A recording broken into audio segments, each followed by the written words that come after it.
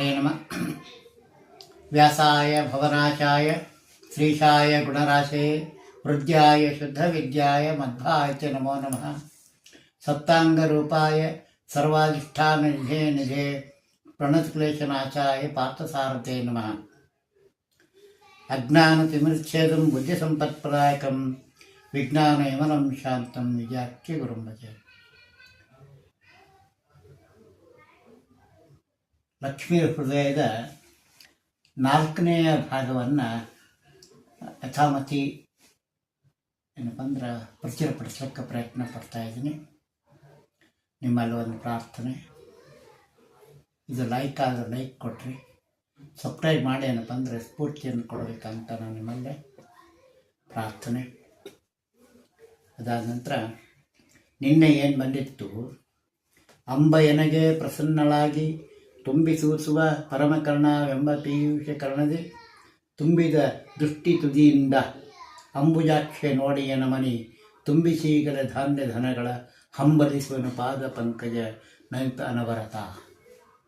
ಅಂಬುಜಾಕ್ಷಿ ಅಥವಾ ಅಂಬುಜಾಕ್ಷಿ ಅಂದ್ರೆ ಅದು ಕಮಲ ನೇತ್ರೇಯ. ಅಂಬು ಅಂದ್ರೆ ನೀರು, ಸಮುದ್ರ, ಅಲ್ಲಿ ಹುಟ್ಟಿದ್ದು ಕಮಲ.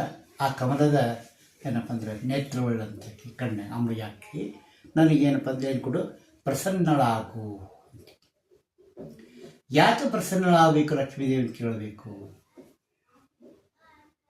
ನಿನ್ನೆ ಸ್ವಲ್ಪ ತಗೊಂಡಿದ್ದೆ, ಸ್ವಲ್ಪ ಹಿಂದಿಂದು ವಿಚಾರ ತಗೊಂಡ್ರೆ ಮತ್ತೆ ಇವತ್ತು ಕಂಟಿನ್ಯೂ ಆಗ್ತದೆ ಅಂತ.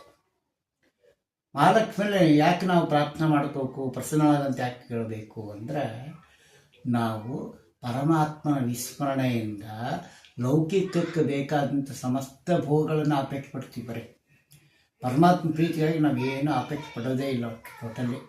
ಹೊಲ, ಮನೆ, ಬಂಗಾರ, ಬೆಳ್ಳಿ, ಹೆಣ್ಣು, ಹೊನ್ನು, ಮಣ್ಣು, ಗಂಡು ಇವೆಲ್ಲವೂ ನನ್ನ ಸ್ವಾರ್ಥಕ್ಕಾಗಿ ಬಿಡ್ತೀನಿ ಹೊರತು ಪರಮಾತ್ಮ ಪ್ರೀತಿಗಾಗಿ ಬರೋದೇ ಇಲ್ಲ. ಅದು ನನ್ನ ಅಪರಾಧ.